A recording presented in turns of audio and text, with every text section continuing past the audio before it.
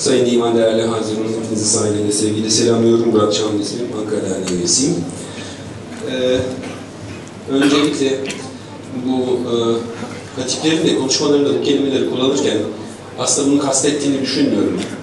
Düşünmek istemiyorum ama bu büyük dernek, küçük dernek tanımlamasını artık bırakmamız gerektiğini düşünüyorum. Bütün dernekler bizim derneklerimiz.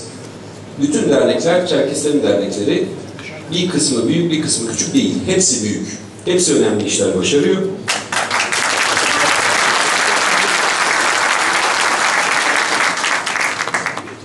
Arz etmek istediğim ikinci husus, büyük derneklerimizin, affınıza sığınarak kullanıyorum, daha çok üyesi olan derneklerimizin pek çok faydalı hizmetleri, çalışmalarından bahsediliyor.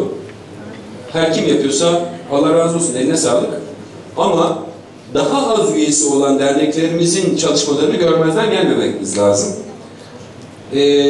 Bu üye sayısına bakarak, affınıza sığınarak kullandığım küçük derneklerimiz anaokulları açıyor, Çerkesçe öğretiyor orada çocuklara, dil kursları açıyor, ekipler düzenliyor, bölgelerinde konferanslar düzenliyor.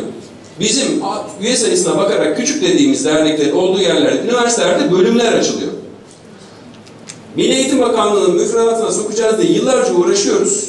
Seçmeli de olsa, yetersiz olduğunu hepimiz biliyoruz ama seçmeli de olsa, adiyece ya da bazaca sınıfları açtırıyoruz. O küçük az sayıda üyesi olan derneklerin olduğu yerlerde sınıfları açıyoruz, dolduruyoruz. Bin bir çabayla, o bizim küçük dediğimiz derneklerin yönetimlerinin çabalarıyla yüz binlerce insanın yaşadığı, yüz binlerce Çerkes'in yaşadığı büyük şehirlerde sınıf açmayı beceremiyoruz.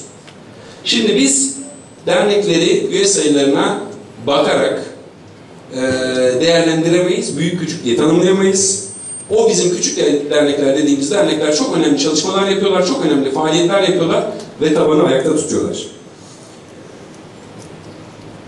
Bir önemli husus da bu Başkanlar Kurulu'nun aldığı bir tavsiye kararıdır. Bundan birkaç hafta önce Kafkas Dernekleri Federasyonu'nu oluşturan derneklerin başkanları bir araya geldiler. Ve bu konuyu tartıştılar. Bugün burada bu konuda görüş beyan eden katılımcıların üye oldukları derneklerin başkanları da oradaydı. Ve Başkanlar Kurulu'ndan bu karar çıktı, bu tavsiye kararı çıktı. Şimdi biz Başkanlar Kurulu'nun aldığı bir tavsiye kararını, başkanların görüşünü, başkanların tavrını hor göremeyiz. Başkanların kararını eleştirebiliriz ve fakat hor göremeyiz. Başkanlara da siz onu değil de şunu dert edinin, siz o konuda çalışmayın da bu konuda çalışın diyemeyiz. Bu federasyonu dernekler oluşturur. Bu federasyonun her ne kadar kararları tavsiye niteliğinde kalsa da en büyük yapısı Başkanlar Kurulu'dur.